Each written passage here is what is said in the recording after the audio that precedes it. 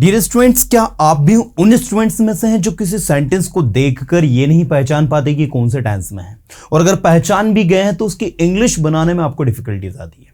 आज के इस वीडियो लेसन में आपको बताने वाला हूं मैं कि कैसे किसी सेंटेंस को आपको रिकॉग्नाइज करना है। टॉपिक आप देख सकते हैं, how to recognise any sentence. किसी सेंटेंस को कैसे रिकॉग्नाइज करना है, और रिकॉग्नाइज करने के बाद में वो क्या टिप्स हैं, क्या प्रैक्टिस टिप्स हैं जिनकी मदद से हम अपनी लैंग्वेज को इंप्रूव कर सकते हैं। आज के वीडियो लेसन में डिटेल में हम डिस्कस करेंगे। सबसे पहले मैं प्रेजेंट टेंस की बात करता हूं। तो आप लोग सब बहुत अच्छे से जानते हैं कि हमारे जो टेंसेस होते हैं मेनली 3 होते हैं, प्रेजेंट टेंस, पास्ट टेंस और फ्यूचर टेंस। आप जो भी कॉन्वर्सेशन करते हैं, जो भी बातचीत करते हैं, वो तीनों टेंस में होती है, या तो प्रेजेंट में होगी, पास्ट में होगी, या फिर फ्यूचर में होगी। अब प्रश्न ये उठता है कि आपको कैसे रिकॉग्नाइज करना कि ये सेंटेंस प्रेजेंट का पास्ट का है। तो कॉमन फैक्ट जो आपको सबको पता होना चाहिए कि प्रेजेंट टेंस का अगर वो सेंटेंस है तो उसके लास्ट में हुए आपको देखने को मिलेगा। अगर वो पास्ट टेंस का है तो उसके लास्ट में आपको था, थे, थी देखने को मिलेगा। और अगर वो फ्यूचर टेंस का है तो उसके लास्ट में आपको गा, गी, गे या होगा, होगी, होगे क्या मीनिंग देखने को मिलेगा। जैसे मैं एक सेंटेंस आपके सामने बोलता हूं, आप खुद समझ जाएंगे। मैं वहां जाऊंगा, तो आप बताइए जाऊंगा, गा आ रहा है, मतलब आप किसकी बात कर रहे हो? फ्यूचर की बात कर रहे हो। अगर मैं आपसे कहूं मैं अभी बिजी हूं, तो इस सेंटेंस में हूं मतलब आप प्रेजेंट की बात कर रहे हो। इसके अलावा मैंने कहा मैं कल अपने दोस्तों के साथ था, तो कल मैं अपने दोस्तों के साथ था, मतलब यहां पर था की बात कर रहे हो, तो ये पास्ट में है। तो एक चीज तो समझ में आ गई कि सर भाई प्रेजेंट जो है हुए का मीनिंग देता है, तो ये हम पहचान लेते हैं। पास्ट में था, थे, थी लगता है, फ्यूचर में विल बी, फ्यूचर में आपका गागेगी लगता है। सर इनके लिए कोई स्पेसिफिक हेल्पिंग वर्ब? जी हां, आपको पहले मैं बताना चाहूंगा कि इन हेल्पिंग वर्ब्स को कैसे आपको समझना है। जैसे देखो, ये प्रेजेंट की सारी हेल्पिंग वर्ब है, ये पास्ट की, ये फ्यूचर की है। तो ये सब हेल्पिंग वर्ब, इस पर मैंने एक प्रीवियस सेशन में आपको डिटेल में बताया था कि कौन सी हेल्पिंग वर्ब कहां यूज करनी है, कैसे करनी है। उसका डिस्क्रिप्शन में लिंक दिया हुआ है, या फिर यहां से आई बटन को प्रेस करके उस वीडियो को आप देख सकते हैं। बहुत ही शानदार वीडियो था, उसमें टोटल मैंने हेल्पिंग वर्ब के यूजेस बताए थे। आज सेंटेंस रिकॉग्नाइज करके कैसे प्रैक्टिस करना है वो बताने जा रहा हूं। तो आपके सामने ये देखो, मैंने सारी की सारी हेल्पिंग वर्ब को टेंस वाइज यहां पर लिख दिया है। अब यहां पर हम लोग देखते हैं कि ये प्रेजेंट टेंस में देखो, जैसे आप सेंटेंस बनाते हो, मैं इंग्लिश सीखता हूं, मैं इंग्लिश पढ़ाता हूं, मैं पढ़ाई करता हूं। जब आप इसका पास्ट बनाते हो तो आप क्या बनाते हैं बताएं? मैं पढ़ाई करता था, मैं इंग्लिश सीखता था, वह यहां आती थी। इस तरीके से मैं वहां जा रहा हूं तो पास्ट में बनाते हैं मैं वहां जा रहा था। वह यहां आ रही है, पास्ट में बनाते हैं वह यहां आ रही थी। तो इस तरीके से आपको इसको पहचानना होता है। ऐसे ही मैं वहां जा चुका हूं तो पास्ट में बनाते हैं मैं वहां जा चुका था। मैं वहां गया हूं, मैं वहां गया था। कुछ इस तरीके से हम इसको यूज करते हैं। इसी तरीके से यहां पर फ्यूचर में देखो, जो भी काम आप करोगे, गा, गी एंड गे, मैं वहां जाऊंगा, मैं इंग्लिश सीखूंगा, मैं इंग्लिश बोलूंगा, ये इस तरीके से। या फिर मैं इंग्लिश बोल रहा हूंगा, ठीक है, मैं इंग्लिश बोल चुका हूंगा। ये सारी सिचुएशन देखो किस में जा रही है? फ्यूचर में। तो ये सबसे पहली बात तो आपको अपने माइंड में एक चीज क्लिक करनी है कि अगर कोई सेंटेंस दिया है ना, तो उसको तीनों टेंस में आपको चेंज करने की हैबिट डालना है। आपको याद रखना होगा कि अगर वो प्रेजेंट में दिया है तो मैंने कहा वह एक डॉक्टर है, तो सोचिए इसका पास्ट क्या बनेगा? ऑब्वियसली वह एक डॉक्टर था। फ्यूचर क्या बनेगा? जो आप समझ रहे वही है, वह एक डॉक्टर होगा। मतलब आप अगर कहो कि वह एक डॉक्टर है तो इंग्लिश में आप इसे बनाते हैं ही इज अ डॉक्टर। जब आप इसका पास्ट यूज करते हैं वह एक डॉक्टर था, तो आपको इंग्लिश में बोलना होता है ही वॉज अ डॉक्टर। जब आप इसका फ्यूचर बनाएंगे तो आप इंग्लिश में कहते हैं he will be a doctor. In short, आपने इंग्लिश में यह समझा कि जितने भी टेंसेस हैं उन सारे टेंसेस को हम प्रेजेंट से पास्ट, पास्ट से फ्यूचर में चेंज कर सकते हैं। यह हिंदी का मैं पहचान का तरीका है। जैसे आप अगर मोडाल वर्ब की भी बात करें तो आप कोई काम कर सकते हैं, पास्ट के लिए आप क्या यूज कर सकते हैं? सकता था। और फ्यूचर के लिए क्या यूज करेंगे आप? सकेगा। यही पैटर्न आप इंग्लिश में जो हेल्पिंग वर्ब यूज करते हैं उसके आधार पर होता है। यदि आपने प्रेजेंट में इजएमआर लगाया है तो आपको पास्ट में वॉज वर लगाना होता है, फ्यूचर में विल बी लगाना होता है। ध्यान से सुनिएगा, मैंने एक सेंटेंस कहा रवि क्रिकेट खेल रहा है, तो आप इंग्लिश में इसका सेंटेंस बनाते हैं रवि इज प्लेइंग क्रिकेट। जब आप इसका पास्ट बनाते हैं तो रवि क्रिकेट खेल रहा था, तो आपको बोलना होता है रवि वॉज प्लेइंग क्रिकेट। जब आप इसका फ्यूचर बनाते हैं तो आप कहते हैं रवि क्रिकेट खेल रहा होगा, Ravi will be playing cricket. तो ये तरीका होता है जिससे आप इसको पहचानते हैं। इसी तरीके से जब आप इसमें डूडल्स लगाते हैं प्रेजेंट में, तो पास्ट में आपको डिड लगाना होता है, फ्यूचर में आपको विल लगाना होता है। जैसे मैंने कहा रोहन स्कूल नहीं जाता है, हमें नेगेटिव सेंटेंस बनाना होगा ताकि हम अच्छे से कर पाए। Rohan does not go to school, तो रोहन के साथ हमने डज नॉट लगाया। डू नॉट लगाते हैं हम आई, यू, वी और दे के साथ। जैसे मैंने कहा वह क्रिकेट नहीं खेलता है, तो he does not play cricket, लेकिन मैं क्रिकेट नहीं खेलता हूं, I do not play cricket. मैंने क्रिकेट नहीं खेला या मैं क्रिकेट नहीं खेलता था, I did not play cricket. और मैं क्रिकेट नहीं खेलूंगा, I will not play cricket। इसी तरीके से आप इसमें हैव का भी यूज करते हैं एज ए हेल्पिंग वर्ब। ये मेन वर्ब भी यूज होता है। जब आप कहते हो मेरे पास समय है, तो आप कहते हो I have time। यहां पर have आपकी मेन वर्ब है। लेकिन जब आप कहते हो मैं क्रिकेट खेल चुका हूं, मैं पढ़ाई कर चुका हूं, मैं वहां जा चुका हूं, मैं अपना काम कर चुका हूं, तो यहां पर आपको हैव के बाद में V3 अप्लाई करना होता है।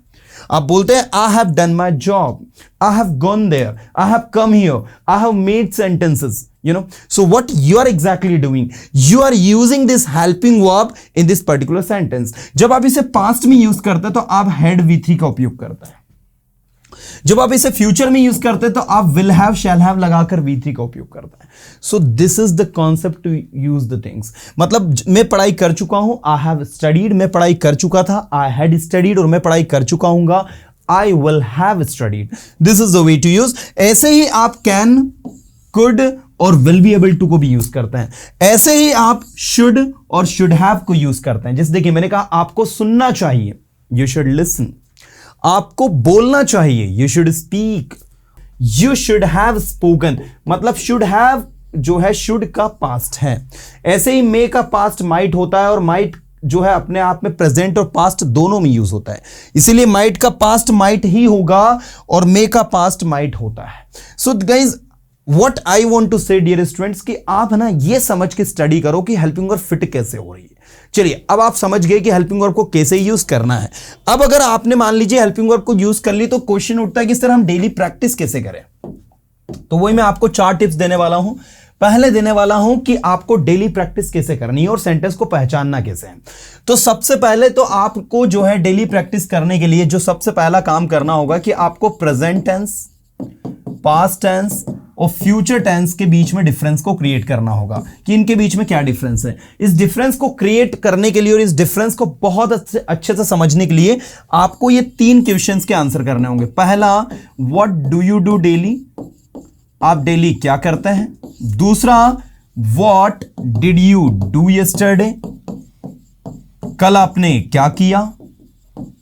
और तीसरा, what will you do tomorrow, कल आप क्या करोगे। आप जब इन तीनों क्वेश्चंस को आंसर करोगे, आप automatically present tense, past tense और फ्यूचर टेंस के कॉन्सेप्ट को क्लियर कर लोगे। होता क्या है कि स्टूडेंट्स यूज्ड टू होता है हर जगह एम लगाने के। जैसे I am understand, I am understand होता है कि आई अंडरस्टैंड होता है, लेकिन स्टूडेंट्स क्या बोलता है, आई एम अंडरस्टैंड, जो कि कंप्लीटली गलत है। आपको अपने डेली रूटीन को सबसे पहले बोलना होगा कि आप डेली क्या करते हो। तो आप कहोगे I understand, I speak English, I talk with my friends, I go to college, I go to school, I meet my friends, I study, I do this and that work, I do job. जो कुछ भी आप काम कर रहे हो वो सारी सिचुएशन आपकी प्रेजेंट सिंपल टेंस में आ रही है। अब अगर मैं आपसे पूछूं कि चलो ठीक है, अब आप ये बताओ कि अभी आप क्या कर रहे हो, What are you doing now? ध्यान दीजिएगा सभी। अभी अगर मैं आपसे पूछूं कि अभी आप क्या कर रहे हो, तो आप कहोगे now I am watching your video. और क्या हो रहा है आपके घर में, आपने कहा my mamma is working in kitchen. मैंने कहा और क्या हो रहा है, बोले my father is watching TV. ठीक है, और क्या हो रहा है, तो आपने कहा my younger brother is playing. जो भी आपके अराउंड एक्टिविटीज हो रही है वो सब बोल के बताओ आप। अच्छा, मैं अगर आपसे ऐसा पूछूं कि व्हाट यू हैव डन, आपने क्या किया है, What you have done in your life, या what have you done in your life, आपने अपने जीवन में क्या किया है। तो आपने कहा I have done my graduation, I have done my 12th class, I have done my schooling, I have eaten food। सुबह से शाम तक अभी क्या कर लिया आपने, ये बताइए। तो बोले I have taken dinner, I have taken lunch, I have taken breakfast। जो भी काम आपने कर लिया वो सब इसमें बताओ। In short, I just want to tell you, by answering these questions and by answering especially in present tense, you can understand how to use present tense. At the same time, जब आप past tense में चीजों को बोलोगे, जब आप past tense में मैं अगर आपसे पूछूं what did you do yesterday, कल आपने क्या किया, तो आप कहेंगे sir yesterday it was Sunday, so I was at my home. I did nothing special. I went to my uncle's home. I did mischief there. I met my cousins. I talked with them. Whatever you did yesterday. अच्छा, कल मैं अगर आपसे पूछूं कि yesterday what were you doing? What were you doing on this time? कल इस समय आप क्या कर रहे थे? बोले I was meeting my friends. I was talking with them. I was playing cricket. I was playing hockey. I was watching TV. जो भी आप कर रहे थे वो बताओ. अच्छा, what had you done in the past? आपने पास्ट में क्या किया वो बताओ. तो आप पास्ट परफेक्ट टेंस यूज करोगे. वैसे तो पास्ट परफेक्ट टेंस यूज होता नहीं है, वहां पर हम लोग पास्ट की बजाय सिंपल पास्ट टेंस को ज्यादा प्रायोरिटी देते हैं. तो ऐसे आप पास्ट के बैलेंस को समझें. इसके अलावा मैं अगर आपसे पूछूं कि भाई चलो ठीक है, अब आप बताओ कि कल क्या करोगे आप. What will you do tomorrow? तो बोले tomorrow I will wake up early in the morning, I will attend your sessions and I will watch Ajay sir YouTube videos. अगर सच में देखोगे तो कमेंट करके लिखो yes sir I will watch your tomorrow session. हाँ sir, मैं कल का सेशन आपका देखूंगा. तो आप इस तरीके से जो जो काम आप करोगे वो सारी सिचुएशन आपको बोलनी है. फिर अच्छा, मैं आपसे बोलूं कि what will you be doing tomorrow in evening? कल शाम में आप क्या कर रहे होंगे? सो आपने कहा tomorrow in the evening I will be meeting my friends, I will be talking with them, I will be doing something innovative. मतलब जो भी काम आप भविष्य में कर रहे होगे उसके लिए आप विल बी का उपयोग करेंगे. ऐसे ही आपने क्या कर लिया होगा नेक्स्ट ईयर इन दिनों तक. नेक्स्ट ईयर इन दिनों तक आपने क्या क्या कर लिया हो? तो आपने कहा I will have completed my graduation by next year, I will have completed all my education. मैंने अपनी पूरी पढ़ाई कंप्लीट कर ली होंगी. तो इस तरीके से आपको फ्यूचर टेंस को जो है बार बार बोलना है, प्रैक्टिस करना है, चीजों को टंग पर लाना है. And once you practise in this way you will find that things are very easy guys. तो पहले तो ये डेली प्रैक्टिस सेशन आपको अपने रूटीन में लाना है.